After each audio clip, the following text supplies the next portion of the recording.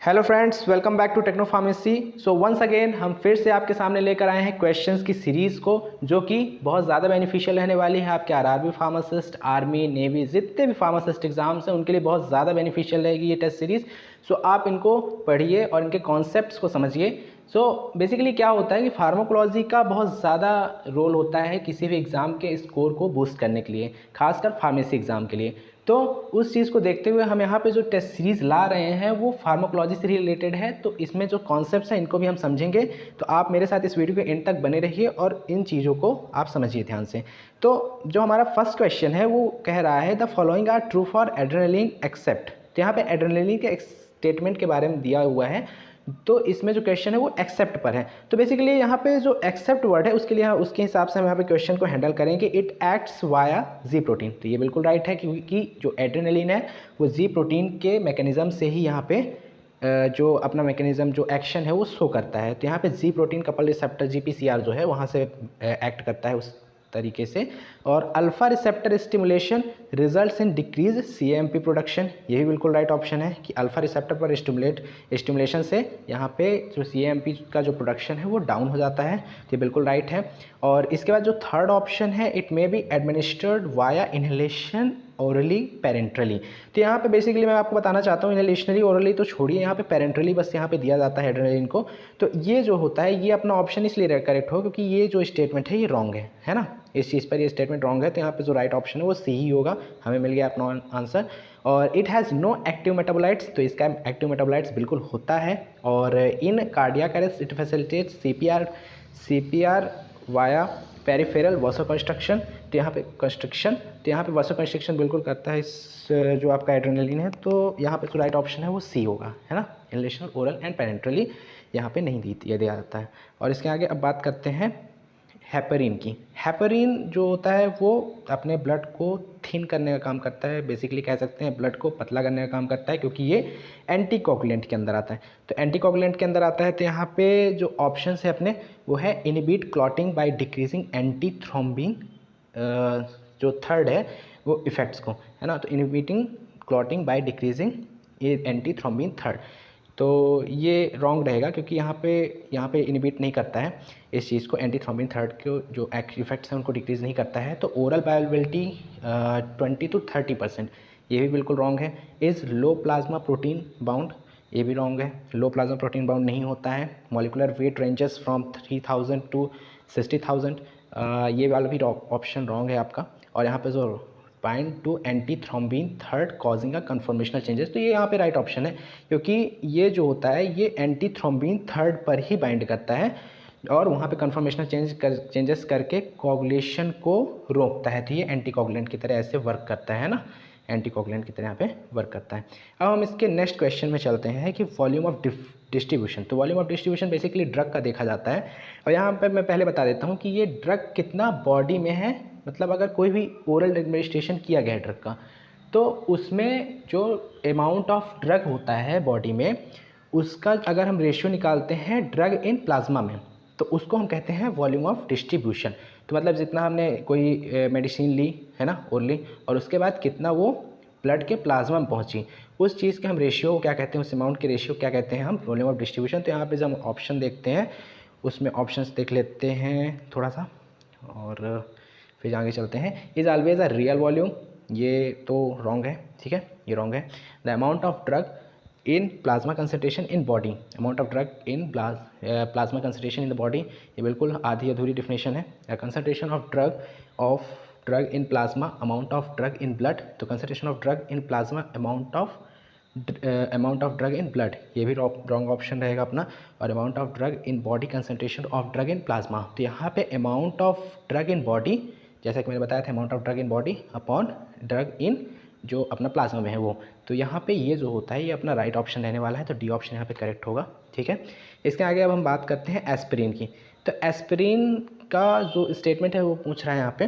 तो पहला जो ऑप्शन है अपना यहाँ पे कि is hydrolysed to acetone and salicylate, is hydrolyse to acetone and salicylate, ये बिल्कुल रॉन्ग ऑप्शन है, हाइड्रोलाइज नहीं होता है एसीटोन और सैलिसाइलेट में।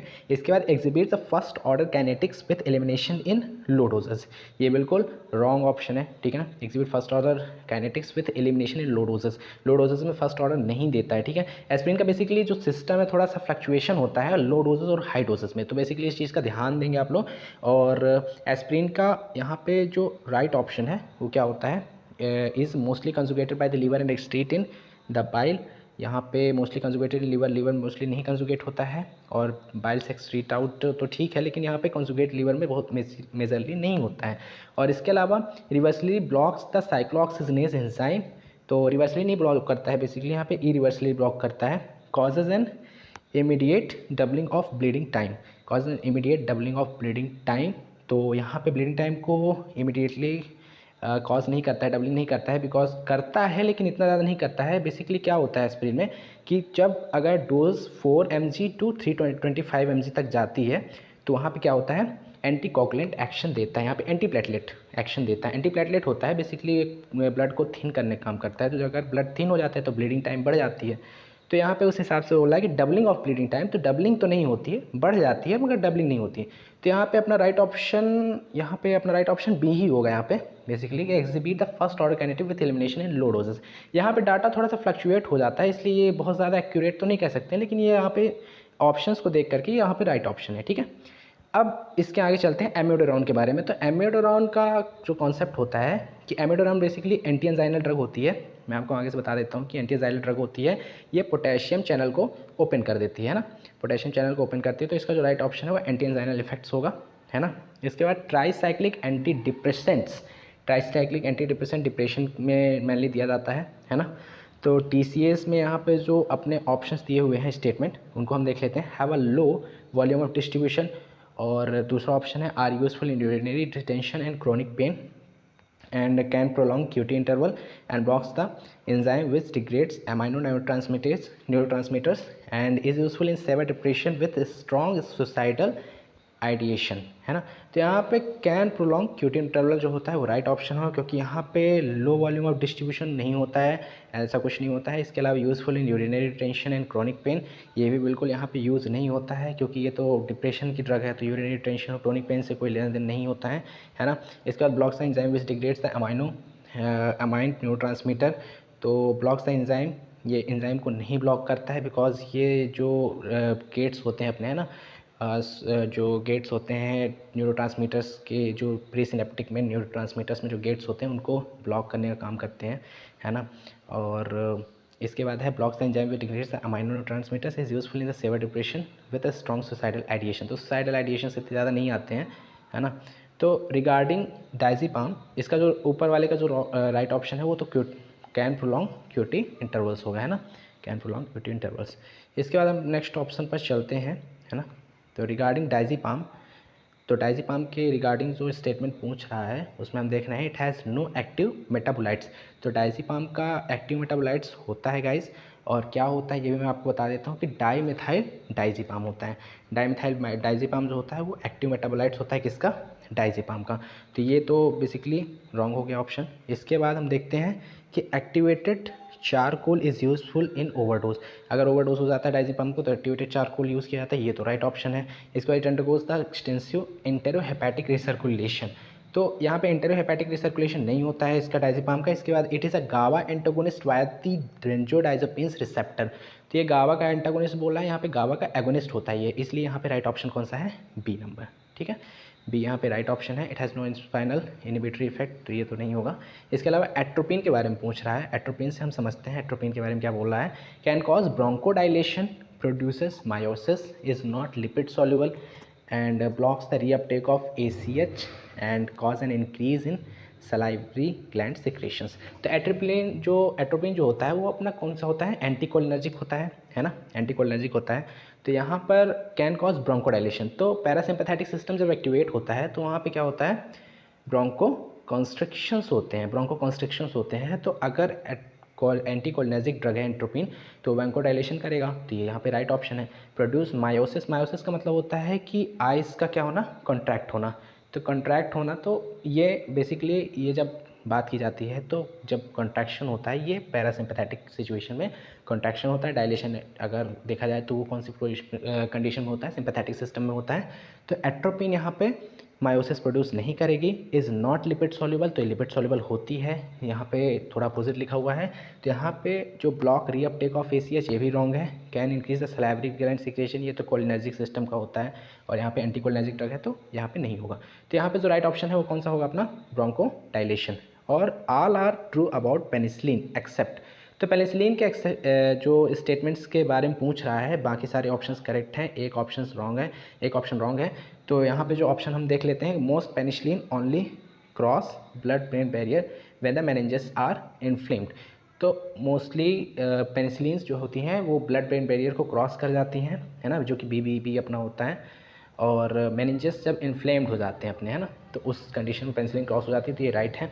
इसके अलावा penicillin don't require adjustment in renal failure, ये जो पेनिसिलिन जो होता है वो जो अपना जो रेनल फेलियर के समय पे जो एडजस्टमेंट है वो रिक्वायर्ड नहीं होता है इसमें, तो बिल्कुल रॉन्ग है ये। तो यहाँ पे स्टेटमेंट रॉन्ग लिखा हुआ है, तो यहाँ पे अपना जो ऑप्शन है वो एक्सेप्ट में पूछ रहा है, तो उस हिसाब से यही ऑप्शन राइट होगा क्योंकि ये रॉन्ग लिखा हुआ है। और इसके अलावा बाकी स्टेटमेंट भी पढ़ लेते हैं। Penicillins inhibit cross linking of peptidoglycan in cell wall, ये तो बिल्कुल सही है, बीटा लैक्टमेज क्लास की ड्रग है, तो वो पेप्टाइडोग्लाइकन को इनहिबिट करके ही यहाँ पे जो सेल वॉल की सिंथेसिस है उसको कम करती है।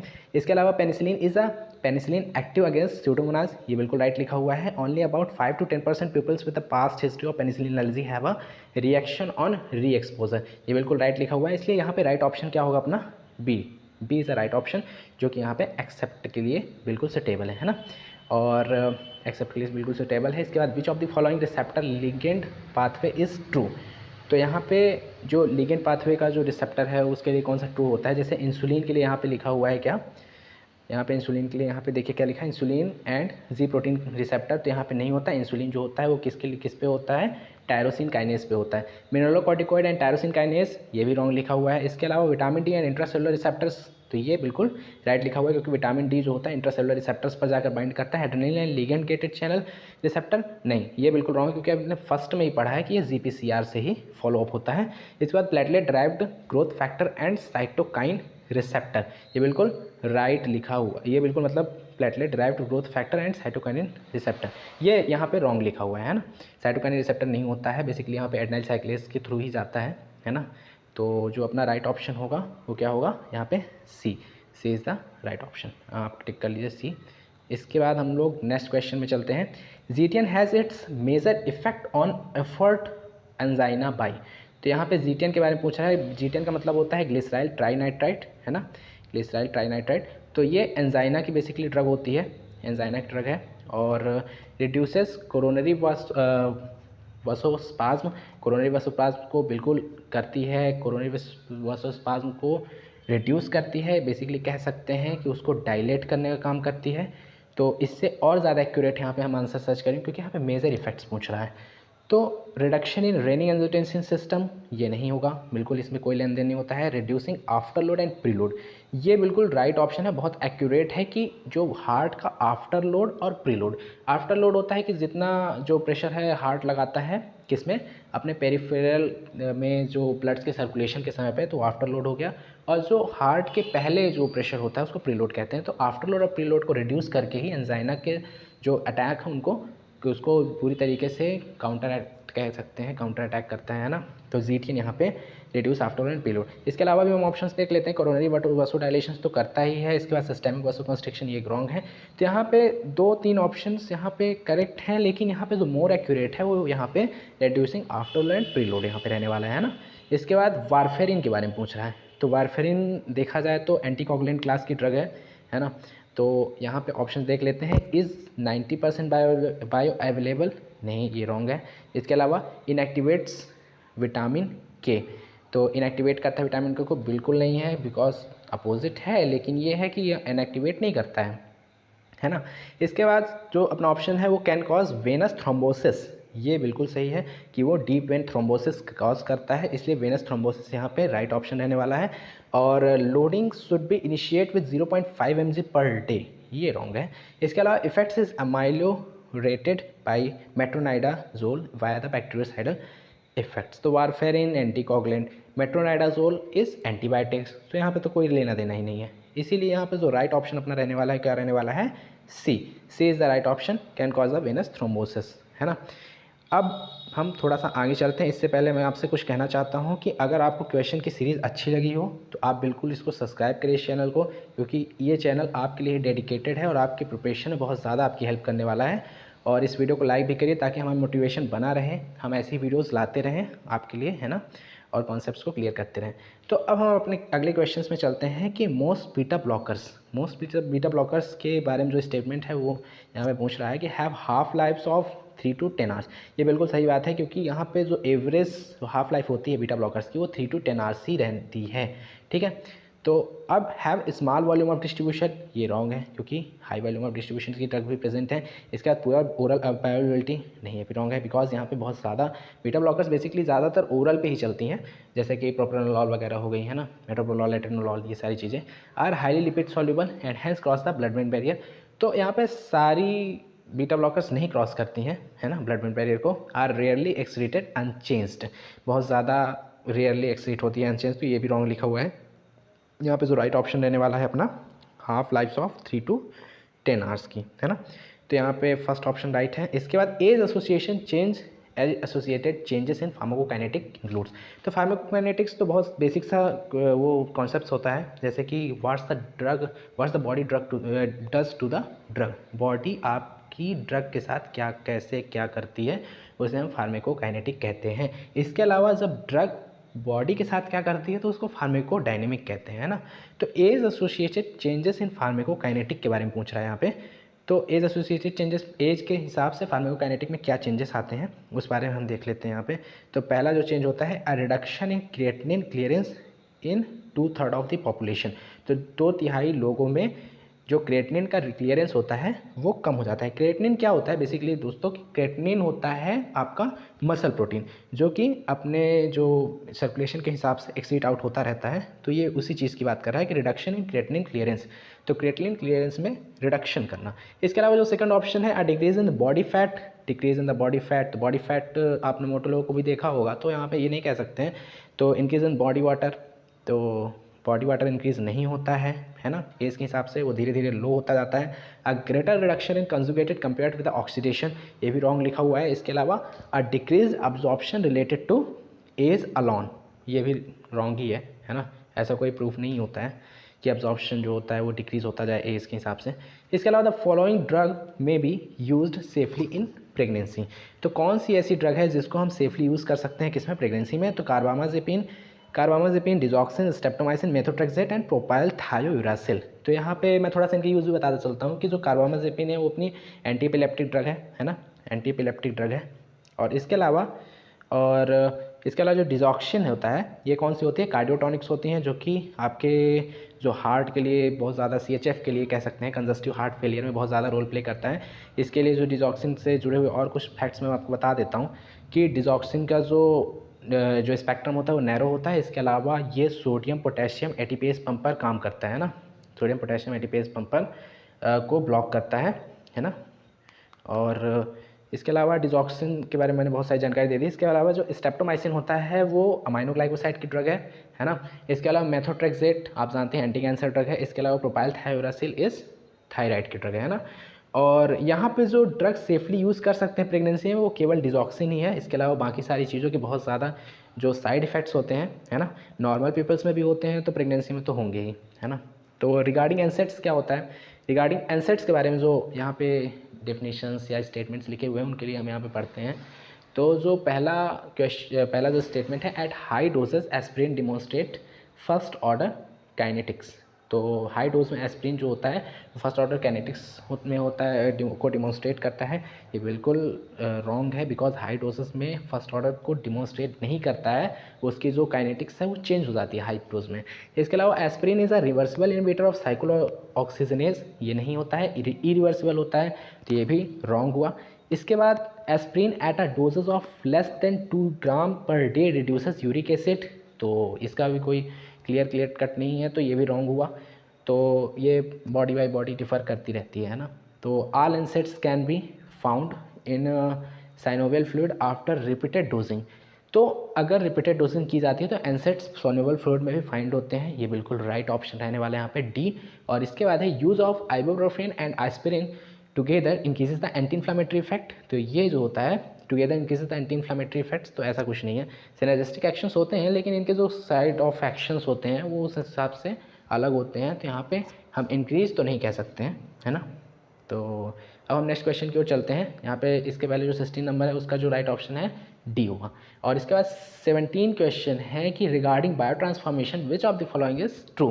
तो बायो ट्रांसफॉर्मेशन के हिसाब से कौन सा स्टेटमेंट यहाँ पे ट्रू रहने वाला है।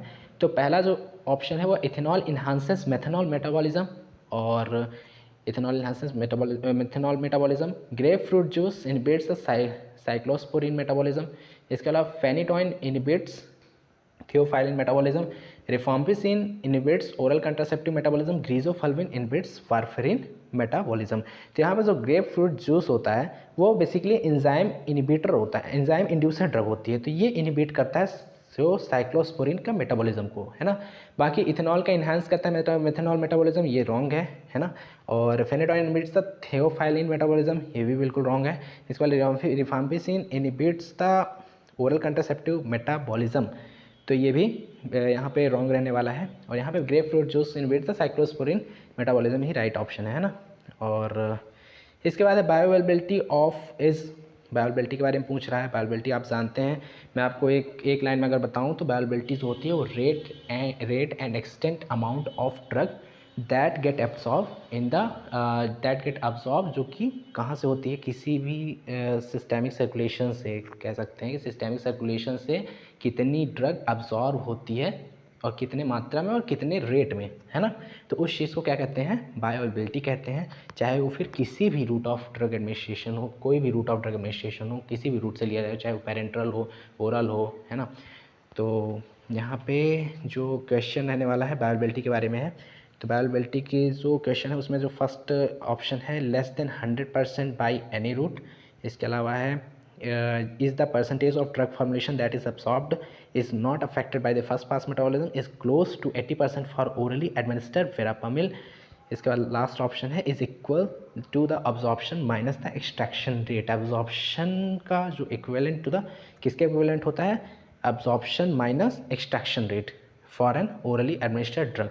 तो एब्जॉर्प्शन माइनस एक्सट्रैक्शन रेट करते हैं तो बायोअवेलेबिलिटी निकलती है, ये यहाँ पे राइट ऑप्शन दिख रहा है आपका।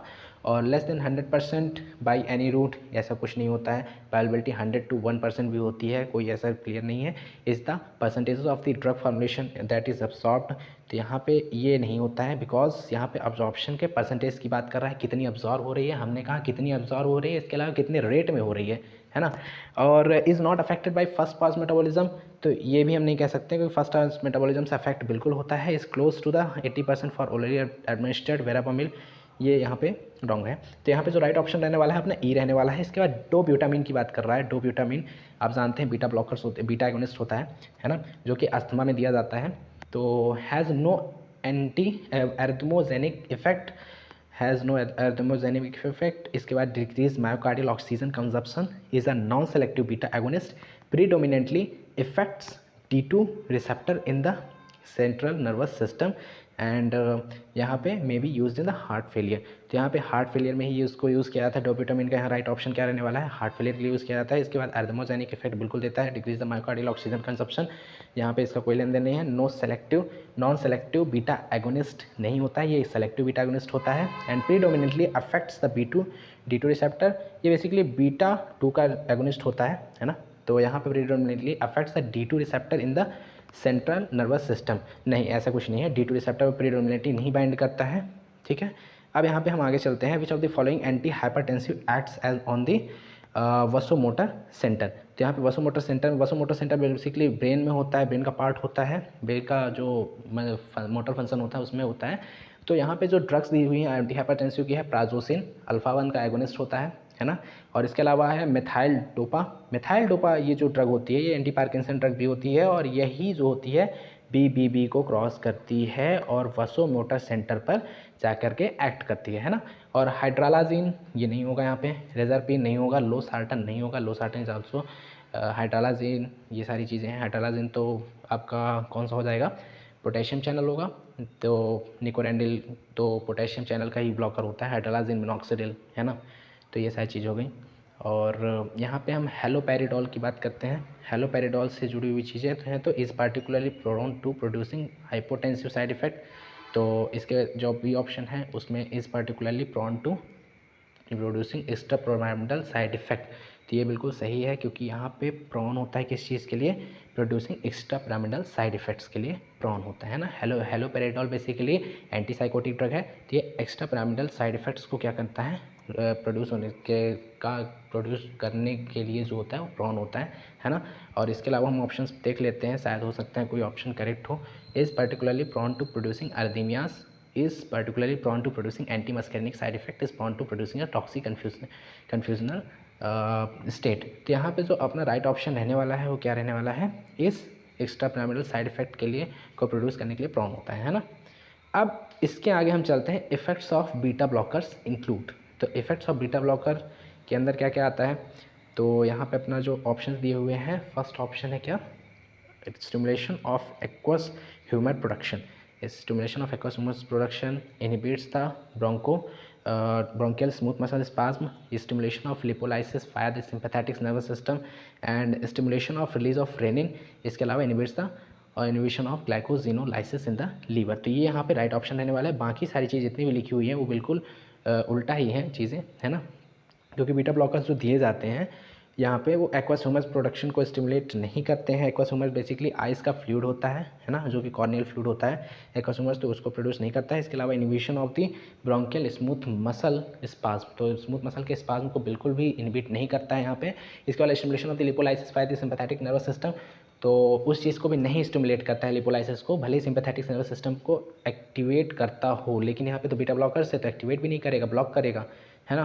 तो लिपोलाइसिस का और भी कोई चांस नहीं है। तो stimulation of release of renin, तो stimulation of release of renin तो तभी होगा जब एड्रेनर्जिक सिस्टम एक्टिवेट होगा, ब्लड प्रेशर आपका डाउन हो जाएगा, है ना। तो वहाँ पे वासोस्पाज्म होने लगेगा, वासोस्पाज्म होने लगेगा तो क्या होगा, यहाँ पे एड्रेनलिन वगैरह जो भी है रिलीज़ होगा, तो यहाँ पे जो बीटा अल्फा बीटा रिसेप्टर्स पर बाइंड होगा, सिंपैथेटिक सिस्टम को एक्टिवेट करेगा। तो यहाँ पे जैसे कि हम दे रहे हैं बीटा ब्लॉकर्स, तो यहाँ पे रेनिन भी रिलीज़ नहीं होगा। इसके अलावा यहाँ पे दिया हुआ है inhibition of glycogenolysis in liver. तो यहाँ पे ये जो होता है ये राइट ऑप्शन है कि ग्लाइकोजन के जो टूटना, लाइसिस होता है मतलब टूटना होता है, ग्लाइकोजन का लाइसिस जो होता है उसको इनिबिट करता है यहाँ पे, है ना। तो ऐसा होगा। अब इसके बाद है regarding phenytoin all the following are true except. तो फेनिटोइन के स्टेटमेंट्स के बारे में पूछ रहा है। तो जो फर्स्ट ऑप्शन है वो है ओरल बायोबिलिटी इज़ वेरिएबल। बिल्कुल फेनिटोइन की बायोबिलिटी ओरली वेरिएबल होती है, चेंज होती रहती है। इसके अलावा जो सेकंड ऑप्शन है वो क्या है, binds poorly with the plasma protein. ये बिल्कुल रॉन्ग लिखा हुआ है, क्योंकि प्लाज्मा प्रोटीन के साथ पोरली बाइंड नहीं करती है, अच्छी खासी बाइंडिंग होती है उसकी। और इसके अलावा है metabolism is enhanced in the presence of inducers of liver metabolism. Liver metabolism का metabolism enhance by in the presence of inducers of liver metabolism. ये जो अगर इंड्यूसर्स दिए जाते हैं तो मेटाबॉलिज्म इसका इन्हांस हो जाता है। ये भी बिल्कुल जो है राइट लिखा हुआ है ना, राइट लिखा हुआ है। तो इसके अलावा elimination kinetics shift from first order to zero order at moderate to high doses, ये भी बिल्कुल राइट लिखा हुआ है। इसके अलावा half life varies from 12 to 36 hours. तो इसकी जो हाफ लाइफ है ये वराइज करती है 12 to 36, ये भी राइट ऑप्शन दिया हुआ है। तो यहाँ पे जो अपना जो यहाँ पे एक्सेप्ट पूछा हुआ है तो उस हिसाब से सारे स्टेटमेंट यहाँ करेक्ट है एक्सेप्ट ऑफ बी। तो बी यहाँ पर छोड़ करके, तो यहाँ जो अपना राइट ऑप्शन रहने वाला है वो बी रहने वाला है ना। तो बी अपना राइट ऑप्शन है। इसके बाद हम चलते हैं अपने नेक्स्ट क्वेश्चन में, है ना। तो रिगार्डिंग इनहेल्ड एनेस्थीसिया के बारे में पूछ रहा है। तो जो फर्स्ट दिया हुआ है nitrous oxide has a relative low minimum alveolar concentration, ऐसा नहीं होता है, हाई कंसंट्रेशन होता है। Halogenated agents have a lower brain blood partition coefficient, ऐसा भी नहीं है। They reduces the means arterial pressure in direct proportion to their alveolar concentration, ये बिल्कुल राइट ऑप्शन यहाँ पे रहने वाला है। The nitrous oxide causes the decrease in the tidal volume and an increase in the respiratory rate, ये भी wrong है। इसके अलावा they decrease the metabolic rate in the brain by decreasing cerebral blood flow, तो यहाँ पे decrease the metabolic rate, ये भी रॉन्ग है ना। और फिर अपन चलते हैं अपने नेक्स्ट क्वेश्चन की ओर रिगार्डिंग ग्लूकोकॉर्टिकॉइड्स। तो ग्लूकोकॉर्टिकॉइड्स के बारे में देख लेते हैं थोड़ा सा कि the major glucocorticoid in the human is cortisol. तो ये बिल्कुल राइट है, कॉर्टिसोल का लेवल बढ़ जाना। कॉर्टिसोल जो होता है वो ग्लूकोकॉर्टिकॉइड ही होता है। इसके अलावा a normal adult male secretes 100 mg of cortisol each day, ये बिल्कुल रॉन्ग लिखा हुआ है ना। The feedback separation of pituitary ACTH occurs within hours में नहीं होता है, यहाँ पे सेकंडों में हो जाता है काम। तो यहाँ पे ग्लूकोकॉर्टिकॉइड के लिए यहाँ पे हमको राइट ऑप्शन मिल चुका है। Major glucocorticoid of hormone is in a human is cortisol. अब यहाँ पे absence of cortisol increases the response of vascular and smooth muscle tone to the catecholamines, ये रॉन्ग लिखा हुआ है। इसके अलावा inhibition of leukocytes and tissues macrophages is not an action of glucocorticoid, ये भी इनबिट्स, ये भी लॉन्ग लिखा हुआ है। अब इसके बाद 26 क्वेश्चन में हम चलते हैं। तो जो पहला क्वेश्चन है वो होता है compare to CAMP CGMP is a more versatile ubiquitous carrier of diverse message. Phosphoinositol act independently of phospholipase C. Upregulation of CAMP degradation is one way theophylline produces its effect, है ना। इसके अलावा CAMP effector enzyme is adenyl cyclase, ये यहाँ पे हमको जो है सेकेंडरी मैसेंजर मिल चुका है अपना। बाकी का ऑप्शन हमें ध्यान देने की कोई ज़रूरत नहीं, क्योंकि यहाँ पे एडेनाइल साइक्लेज ही यहाँ पे CAMP फैक्टर एंजाइम का जो कहते हैं जिसको एडेनाइल साइक्लेज ही सेकेंडरी मैसेंजर होता है ना। इसके अलावा 27 क्वेश्चन में चलते हैं कि which of the following are antagonist and agonist pair for the same receptor. तो सेम रिसेप्टर के लिए एंटागोनिस्ट और एगोनिस्ट, एंटागोनिस्ट का मतलब होता है उस चीज़ को, उस चीज़ का, एगोनिस्ट का मतलब होता है कि उस चीज़ को चलाना सीधे तरीके से, एंटागोनिस्ट होता है उस चीज़ को रोकना, और एक होता है अपोजिट का पूरा होता है इन्वर्स एगोनिस्ट, उसको कहते हैं एकदम उल्टा अपोजिट इक्वेशन दे देना। रोकने को कहते हैं एंटागोनिस्ट और उसी चीज़ को जलाने के लिए काम करने के लिए कहते हैं एगोनिस्ट, है ना। अब इसके बाद जो हमारे जो ऑप्शंस है उसको देख लेते हैं, बिटॉक्सामीन एंड टर्ब्यूटालिन। तो यहाँ पे बिटॉक्सामीन टर्ब्यूटालिन ही राइट ऑप्शन होगा, क्योंकि यही एंटागोनिस्ट और एगोनिस्ट पेयर जो होता है वो सेम रिसेप्टर पर बाइंड करते हैं, है ना। इसके अलावा हम चलते हैं आगे, बेंजामीन फिनॉक्सी बेंजामीन, इसके बाद है साइक्लोपेंटोलेट, है ना, ये सब बीटा ब्लॉकर्स ही हैं। अब यहाँ पे हम देख लेते हैं कि आगे चलते हैं अपन, रिगार्डिंग कैल्शियम चैनल ब्लॉकर्स हम देखते हैं। तो कैल्शियम चैनल ब्लॉकर्स की बात कर लेते हैं। तो not all are active when given orally, ये रॉन्ग लिखा हुआ है, क्योंकि कैल्शियम चैनल ब्लॉकर्स एक्टिव होते हैं। इसके अलावा most have half life 8 to 12 hours. इसके अलावा यहाँ पे लिखा हुआ है mechanism of action is blockage of voltage dependent L type calcium channel, ये बिल्कुल यहाँ पे राइट है, क्योंकि यहाँ इसका मैकेनिज्म बिल्कुल राइट है, एल टाइप कैल्शियम चैनल को ब्लॉक करता है ना। और most have half life of 8 to 12 hours.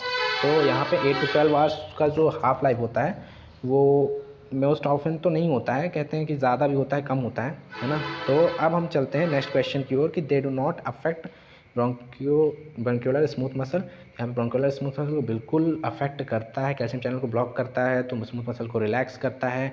डिहाइड्रोपायरेटिन्स typically causes the bradycardia, ये रॉन्ग लिखा हुआ है ना, तो टाइपिकली रॉन्ग लिखा हुआ है। अब हम थोड़ा सा देख लेते हैं, थोड़ा सा बताता हूँ गाइस कि डिहाइड्रोपायरेटिन्स में कौन कौन सी ड्रग्स आती हैं, जैसे निफोटिपिन हो गया, एम्लोडिपिन हो गया, निकार्डिपिन सॉरी। सो ये सारी ड्रग्स हैं। आप क्लासिफिकेशन बिल्कुल पढ़ के जाइए, बहुत ज़्यादा इंपॉर्टेंट है। बेसिकली अगर क्वेश्चन पूछता भी है फार्माकोलॉजी में बेसिक से लेकर के, तो वो सबसे पहले आपको क्लासिफिकेशंस ही पूछता है ना। तो उसको आप बिल्कुल लर्न करके जाइए, स्ट्रॉन्ग करके जाइए। अब हम चलते हैं 29th क्वेश्चन में। तो सिफालोस्पोरिन के बारे में यहाँ पूछ रहा है कि excreted in bile and excreted by the kidney in the tubules. And जो अपना जो थर्ड ऑप्शन है, drugs that can undergo the hepatic metabolism, इसके अलावा are classified on the basis of antibacterial activity and all of the above. तो यहाँ पे all of the above ही हो, क्योंकि एक्सक्रीट होता है बाइल से, किडनी से भी एक्सक्रीट होता है ट्यूब्यूल्स एंड इसके अलावा drug can undergo the hepatic metabolism, ये भी राइट है। इसके अलावा all are classified on the basis of antibacterial activity, तो ये बिल्कुल राइट ऑप्शन हैं। तो ऑल ऑफ दी अबव इसमें राइट ऑप्शन होगा अपना। तो with regard to the non depolarizing neuromuscular blocking drugs, with regard to the non depolarizing neuromuscular blocking drugs के बारे में यहाँ पर पूछ रहा है। तो यहाँ पे जो ऑप्शंस दिए हुए हैं, pancuronium is eliminated via the kidney, and second option क्या दिया हुआ है कि यहाँ पे rocuronium is an isoquinoline derivative, rocuronium undergoes Hofmann elimination, and vecuronium जो is eliminated predominantly via the kidney, and atracurium is eliminated via plasma pseudocholinesterases. तो यहाँ पे जो अपना राइट ऑप्शन रहने वाला है वो क्या रहने वाला है, pancuronium is eliminated via the kidney. ठीक है, यहाँ पे यही ऑप्शन केवल करेक्ट है, बाकी सारे ऑप्शंस थोड़ा दिक्कत है, बाकी सारी चीज़ तो सेम है लेकिन हल्का फुल्का यहाँ पे माइनर डिफरेंस है। आप इस चीज़ को देखिएगा, अगर आपको नहीं समझ में आता है तो मैं बिल्कुल आप इस चीज़ को बताऊँगा, क्लेरिफाई ज़रूर करूँगा। बेसिकली क्या है ना कि ये जो बहुत ज़्यादा डीपली है, बाकी आइसोक्रोनोन डेरिवेटिव होता है लेकिन थोड़ा थोड़ा माइनर डिफरेंस है रोक्यूरेनिन पैनक्यूरेनिन में, तो हॉफमैन एलिमिनेशन भी होता है इसमें लेकिन एट्राक्यूरियम में होता है ना। और इसके अलावा हम नेक्स्ट क्वेश्चन में चलते हैं कि रिगार्डिंग ओपियोइड्स, तो ओपियोइड्स के रिगार्डिंग क्या यहाँ पे सीन्स दिए हुए हैं कि neonates have a blood brain barrier for opioid, जो कि बिल्कुल रॉन्ग दिया हुआ है। न्यूनेंट्स में भी नशा होता है ओपियोइड्स का at the spinal level, only the receptor contributes to analgesia, तो ये भी यहाँ पे राइट ऑप्शन नहीं है, यहाँ पे स्पाइनल लेवल पर नहीं होता है ना। इसके अलावा the most reliable indicator of respiratory depression is a depress response to CO2 challenges, बिल्कुल ओपियोइड्स से रिस्पायरेटरी डिप्रेशन होता है यहाँ पे, तो सी ऑप्शन यहाँ पे करेक्ट है। टॉलरेंस डेवलप विद मायोसिस, यहाँ पे नहीं होना, मायोसिस नहीं होना है। And people with Addison's disease have normal response to opioids, ये बिल्कुल गलत बात है ना। और एडिशंस डिजीज़ के बारे में थोड़ा सा मैं जानकारी दे देता हूँ कि एडिशंस डिजीज़ होता है जब एड्रिनल ग्लैंड जो होता है ना अपना एड्रिनल ग्लैंड, अगर वो जो हार्मोन्स क्रिएट करता है उसका लेवल अगर कम कर देता है, हार्मोन सिक्रेशन कम कर देता है, तो वहाँ पे एडिशंस डिजीज़ हो जाती है ना। अब इसके बाद है विच स्टेटमेंट इज़ फॉल्स, तो फॉल्स स्टेटमेंट के बारे में यहाँ पे पूछ रहा है। तो जो फर्स्ट है drug A with high potency can have lower efficacy than the drug, ये बिल्कुल सही लिखा हुआ है ड्रग भी। And drug with high affinity, जिसका हाई पोटेंशी होगा तो लो एफिकेसी है, low efficacy than drug B, ये बिल्कुल सही हो सकता है। इसके अलावा higher affinity is for its drug receptor have high potency, ये राइट है। The low potency lower potency must have a lower efficacy than drug B, ये यहाँ पे रॉन्ग ऑप्शन है। तो यहाँ पे जो drug A with a high potency than drug B can still have the same efficacy, ये यहाँ पे राइट ऑप्शन है। तो यहाँ पे जो पूछ रहा है वो फॉल्स स्टेटमेंट पूछ रहा है, तो जो हमारा जो थर्ड स्टेटमेंट है वो फॉल्स है, इसलिए यहाँ पे हम सी ऑप्शन को रखते हैं। ठीक है, इसके बाद हम चलते हैं आगे। अब हम देखने वाले हैं अपने नेक्स्ट क्वेश्चन को, जो कि 33 क्वेश्चन है, लोकल एस्थेटिक एजेंट के बारे में है। प्राइमरली पोटेशियम चैनल का ब्लॉकर होता है, बिल्कुल नहीं होता है, सोडियम चैनल का ब्लॉकर होता है। And prevent the repolarization of the membrane, यहाँ पे प्रिवेंट करता है रिपोलराइजेशन को, ये बिल्कुल गलत बात है क्योंकि यहाँ पे डीपोलराइजेशन को प्रिवेंट करता है ना, तो ये रॉन्ग है। Can be used with the vasodilators के साथ नहीं यूज़ किया जाएगा, अगर वसोडाइलेटर्स का यूज़ किया जाता है तो ब्लड सर्कुलेशन बना रहेगा, जो कि अपने लिए नहीं सही है, इसीलिए वसोकंस्ट्रिक्टर के साथ यूज़ किया जाता है। और वसोकंस्ट्रिक्टर क्या यूज़ किया जाता है यहाँ पे, एड्रेनलिन का यूज़ किया जाता है ना। और यहाँ पे जो नेक्स्ट क्वेश्चन है, नेक्स्ट ऑप्शन है activity is enhanced by the high extra cellular potassium channel, तो एक्टिविटी को इन्हांस करने के लिए हमारे पास पोटेशियम चैनल को, पोटेशियम का जो है कंसंट्रेशन हाई होना चाहिए, तो यहाँ पे ये राइट ऑप्शन है। Activity is enhanced by the high concentration of calcium, ये नहीं होता है, यही राइट ऑप्शन है डी। ठीक है, इसके अलावा है 34th क्वेश्चन की drugs with no significant effect on anticoagulant therapy include, तो यहाँ पे जो एंटीकोगुलेंट की थेरेपी होती है, तो ऐसी ड्रग जिसका कोई भी सिग्निफिकेंट इफेक्ट उसमें नहीं होता है, तो पहला अगर देखा जाए तो एम्योडोरॉन, डाइसल्फिरा, फ्लुकोनाजोल, बेंजोडाइजेपिन्स और मेट्रोनाइडाजोल, तो यहाँ पे जो राइट ऑप्शन रहने वाला है बेंजोडाइजेपिन्स का, यहाँ पे कोई भी सिग्निफिकेंट इफेक्ट नहीं होता है ना। और यहाँ पे है रिगार्डिंग फर्स्ट पास मेटाबॉलिज्म के बारे में फिर से क्वेश्चन है यहाँ पे कि its efficacy on bioavailability is expressed as the extraction ratio where extraction is clearance liver, है ना, और क्यू जो होता है वो क्या होता है, लीवर होता है ना, क्लियरेंस इनटू क्यू होता है शायद, तो ये यहाँ पे राइट ऑप्शन रहने वाला है क्योंकि यहाँ पे इसी तरीके से एक्सप्रेस किया जाता है एक्सट्रैक्शन रेशियो के हिसाब से। एंड यहाँ पे it affects the volume of distribution को अफेक्ट बिल्कुल नहीं करता है bioavailability. And it reduces the bioavailability of oral morphine to the 15%, ये बायोअवेलेबिलिटी को रिड्यूस नहीं करता है। इसके अलावा मतलब बायोअवेलेबिलिटी को रिड्यूस करता है लेकिन मॉर्फिन टू 15%, ये यहाँ पे डाटा रॉन्ग दिया हुआ है, इसलिए यहाँ पे राइट ऑप्शन नहीं होगा ये। The extraction ratio of the phenytoin is higher, ये रॉन्ग दिया हुआ है। It makes it impossible to attain therapeutic levels of lignocaine using oral doses, यहाँ पे रॉन्ग है, इसलिए यहाँ पे राइट ऑप्शन अपना क्या रहने वाला है, A is the right option. ठीक है, इसके अलावा हम चलते हैं आगे कि with regard to the oral anti asthmatic agents prednisolone, तो ओरल एंटी अस्थमेटिक एजेंट्स के बारे में यहाँ पे बात की जा रही है कि यहाँ पे जो फर्स्ट ऑप्शन है वो है prednisolone is a long acting glucocorticoid, और जो यहाँ पे जो सेकंड का ऑप्शन क्या है, methotrexate has been shown to be beneficial in the prednisolone dependent asthmatic in all studies, cyclosporine toxicity limits its use as an oral antihistaminic agent. तो यहाँ पे जो साइक्लोस्पोरिन जो होती है ये यहाँ पे राइट ऑप्शन होगा, क्योंकि ये जो है इम्यूनोसप्रेसेंट एक्शन देती है और ये लिमिट करती है जो cyclosporine toxicity limits its use as an oral anti asthmatic agent. तो इसका यूज़ यहाँ पे नहीं किया जाता है, एंटी अस्थमेटिक एजेंट्स में नहीं यूज़ किया जाता है। तो यहाँ पे ये राइट ऑप्शन रहने वाला है। Oral nifedipine significant inhibits the exercise induces the bronchoconstriction. Macrolide antibiotics shows no benefits in the managing asthmatics. तो यहाँ पे सारे ऑप्शंस तो ऐसे ही दिए हुए हैं। बेसिकली यहाँ पे ओरल एंटी अस्थमेटिक्स के लिए पूछ लिया है, बेसिकली स्पेसिफाइड किया हुआ है, इसलिए यहाँ पे राइट ऑप्शन साइक्लोस्पोरिन ही रहने वाला है। ठीक है, अब हम चलते हैं ट्राइमेथोप्रिन के बारे में। और ट्राइमेथोप्रिन के लिए यहाँ पे जो ऑप्शंस दिए हुए हैं, activates the dihydrofolic acid reductase and is a weak base, has a limit activity in the prostate gland and does not distribute into CSF, is harmless in the pregnancy. तो यहाँ पे बाकी ऑप्शंस तो यहाँ पे कोई भी मैच नहीं कर रहे हैं। बाकी यहाँ पे इज़ अ वीक बेस यहाँ पे राइट ऑप्शन रहने वाला है कि ट्राइमेथोप्रिन जो होता है वो वीक बेस यहाँ पे होता है ना। अब रिगार्डिंग एंटीबायोटिक्स रेसिस्टेंस, अब एंटीबायोटिक रेसिस्टेंस के बारे में क्वेश्चन किया हुआ है कि यहाँ पे beta lactamase production is responsible for penicillin resistance in pneumococci, ये रॉन्ग है। इसके अलावा यहाँ पे penicillin inability to penetrate the organism is more common with gram negative bacteria. तो ये यहाँ पे राइट ऑप्शन रहने वाला है कि जो पेनिसिलिन की जो इनेबिलिटी होती है पेनिट्रेट करने के ऑर्गेनिजम्स में, जो कि ग्राम निगेटिव, स्पेशली ग्राम निगेटिव बैक्टीरिया के लिए, तो यहाँ पे जो राइट ऑप्शन क्या रहने वाला है, बी रहने वाला है। Penicillin resistance is mainly because of alteration in the target PBPS and यहाँ पे methicillin resistance in staphylococcus is due to the beta lactamase production, है ना। अब beta lactamase are identical but produced by different bacteria, तो ये सारे options wrong है ना। अब देखा जाए तो यहाँ पे एक नाम आया है कि मेथिसिलिन रेसिस्टेंस इन स्टेफाइलोकोकस, तो यहाँ पे इसको क्या कहा जाता है, basically मरसा, MRSA, methicillin resistance staphylococcus aureus. तो इसमें कौन सी ड्रग दी जाती है, यहाँ पे जो ड्रग दी जाती है वहाँ पे क्या दी जाती है, वैनकोमाइसिन। वैनकोमाइसिन यहाँ पे ड्रग ऑफ चॉइस होती है किसके लिए, मरसा के लिए। मरसा क्या होता है, मेथिसिलिन रेसिस्टेंट स्टेफाइलोकोकस ऑरियस।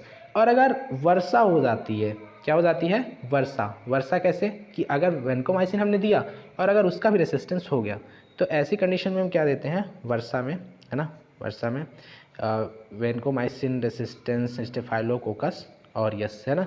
इसमें हम क्या देते हैं, लीनाजोलाइड। लीनाजोलाइड यहाँ पे ड्रग रहने वाली है वर्षा के लिए, और मरसा के लिए क्या रहने वाली है, वैनकोमाइसिन रहने वाली है। अब हम थोड़ा सा आगे चलते हैं क्लियरेंस के बारे में। क्लियरेंस से जुड़ी हुई जानकारी में अब देखते हैं क्या लिखा हुआ है कि is the amount of drug eliminated divided by the concentration of drug, ये रॉन्ग ऑप्शन है। इसके अलावा is a constant for most drug in the clinical setting at therapeutic level, ये यहाँ पे राइट ऑप्शन रहने वाला है। Is a high, very high for lithium, is independent of concentration of phenytoin, is inversely proportion to the volume of distribution. तो इनको देखते हुए यहाँ पे राइट ऑप्शन क्या है, B is the right option. ठीक है, इसका टॉक्सिसिटी ऑफ निकोटीन के बारे में पूछ रहा है यहाँ पे। तो टॉक्सिसिटी के लिए क्या ऑप्शन दिए हुए हैं, may results in neuromuscular blockade best treated with atropine, ये रॉन्ग है। इसके अलावा यूजुअली कॉजेज हाइपोटेंशन, ये भी रॉन्ग है। Will have the no effect on the foetus, effect होता है फीटस में, क्यों नहीं होता है। Can be symptomatically controlled with the benzodiazepines, ये भी रॉन्ग है। इसके बाद विल रॉन्ग नहीं, एक minute, can be symptomatically controlled with benzodiazepines, ये यहाँ पे राइट होगा। ठीक है कि सिम्टोमेटिक इसको हम कंट्रोल कर सकते हैं किसके द्वारा, बेंजोडाइजेपिन्स के द्वारा। इसके अलावा will result in the several days of nausea and vomiting, ये यहाँ पे रॉन्ग है। यहाँ पे जो राइट ऑप्शन है वो डी रहने वाला है। ठीक है, अब चलते हैं नेक्स्ट क्वेश्चन में। The following are side effects of SSRIs except, SSRIs के साइड इफेक्ट्स के बारे में पूछ रहा है। तो यहाँ पे ससरीज का जो साइड इफेक्ट है, यहाँ पे जो ससरीज होता है वो बेसिकली होता है सेलेक्टिव सेरोटोनिन रीअपटेक इनहिबिटर्स, है ना। तो यहाँ पे रैसेस होते हैं। ठीक है, इसके अलावा यहाँ पे वेट गेन नहीं होता है। इसके बाद सेक्सुअल डिसफंक्शन यहाँ पे होता है।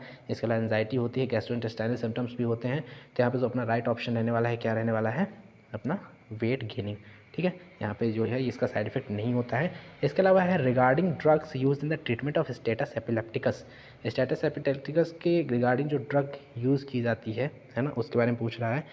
तो अब हम देखते हैं ऑप्शंस की। Phenytoin is useful in status for its sedating as well as anti convulsant activity. इसके अलावा है कि phenytoin may be diluted in both saline and dextrose, the effects of diazepam is long lasting and respiratory depression is a common complications of phenobarbitone. तो यहाँ पे ये जो option है respiratory depression is common complication of phenobarbitone, ये right option है, ठीक है। एंड जो डी है वो राइट ऑप्शन है, ठीक है। अब administration of phenytoin should be at a minimum rate of 50 mg to minimum to per minute, ये यहाँ पे रॉन्ग है, इसलिए यहाँ पे राइट ऑप्शन क्या रहने वाला है यहाँ पे डी, ठीक है। इसके अलावा नेक्स्ट क्वेश्चन है अपना 43rd क्वेश्चन, यहाँ पे देखते हैं एस इनहिबिटर के बारे में। तो एस इनहिबिटर के बारे में देखा जाए तो डिक्रीज लेवल ऑफ ब्रेडिकाइनिन, ये रॉन्ग ऑप्शन है, ठीक है। ब्रेडिकाइनिन के लेवल को डिक्रीज नहीं करता है। एंड यहाँ पे एस इनहिबिटर है, एक मिनट, ठीक है, सॉरी, एस इनहिबिटर के बारे में आप पूछ रहा है। एस इनहिबिटर क्या करता है, डिक्रीज लेवल ऑफ ब्रेडिकाइनिन नहीं करता है। इसके अलावा cause the hyperkalemia less often in patients with the diabetes, are contraindicated in the patients of एनसेट। एंड जो फोर्थ ऑप्शन है यहाँ पे वो है decrease glomerular efferent arterial resistance and lead to decrease the prostaglandin synthesis. तो यहाँ पे राइट ऑप्शन अपना क्या रहने वाला है, D option is right because decrease the glomerular efferent arterial resistance, ठीक है। इसके अलावा जो नेक्स्ट क्वेश्चन है रिगार्डिंग एक्टिव इम्यूनाइजेशन के बारे में दिया हुआ है कि measles vaccine is an inactivated virus and the hepatitis B vaccine is preferably given by the subcutaneous injection and booster doses for yellow fever are not required। and जो D option है वो है primarily immunization for hemophilus influenza type B involves the two doses given 1 month apart। तो यहाँ पे active immunization के बारे में पूछा है, the meningococcal vaccine should be given to asplenic individuals. तो यहाँ पे एक्टिव इम्यूनाइजेशन जो होता है वो कहाँ पे किया जाता है, यहाँ पे meningococcal vaccine should be given to the asplenic individuals. तो एस्प्लेनिक इंडिविजुअल्स बेसिकली क्या होता है कि ऐसे पेशेंट्स जिसमें सेप्लिन नहीं होती है, स्प्लीन जिसमें नहीं होती है, स्प्लीन एक ऑर्गन होता है, ठीक है, तो वो नहीं होता है, उसको हम एस्प्लेनिक इंडिविजुअल्स कहते हैं, एस्प्लेनिक पेशेंट्स कहते हैं। तो ऐसी जगह पर इन लोगों को हम क्या करते हैं, एक्टिव इम्यूनाइजेशन हम इनका करते हैं, ठीक है। तो अब यहाँ पे थैंक यू है आपके लिए, आप हमारे साथ वीडियो में बने रहें और हमारा साथ यहाँ तक देने के लिए आपका बहुत बहुत धन्यवाद। तो please like this video and also follow Techno Pharmacy for most test series like this. और टेक्नो फार्मेसी हमेशा आपके लिए ऐसे ही क्वेश्चंस लाता रहेगा और आपके कॉन्सेप्ट को बूस्ट करता रहेगा और आपके प्रिपरेशन में आपको पूरी तरीके से मदद करता रहेगा। तो इसी वीडियो में हम आपसे विदाई लेते हैं, है ना। तो अगली वीडियो का वेट करिए, हम अगली वीडियो बहुत जल्द लाएंगे और टेस्ट सीरीज़ को अपने कंटिन्यू रखेंगे। तो हाँ दोस्तों, सब्सक्राइब करना नहीं भूलिएगा। Thank you.